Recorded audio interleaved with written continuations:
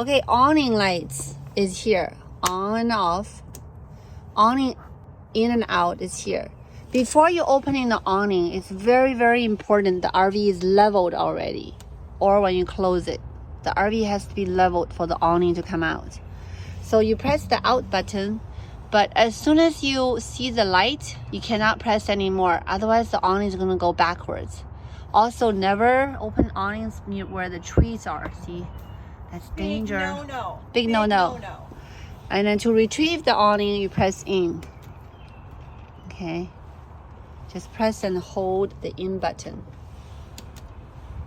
Yeah. And also make sure the awning, before you open or close the awning, the RV needs to be leveled the whole time. Otherwise, the track is in danger.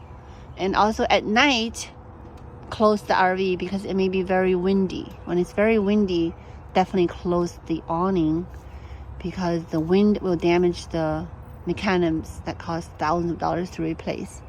That's why a lot of RVs don't have awning because the risks of being damaged. Stay away from tree, stay away from wind. At night, retrieve it.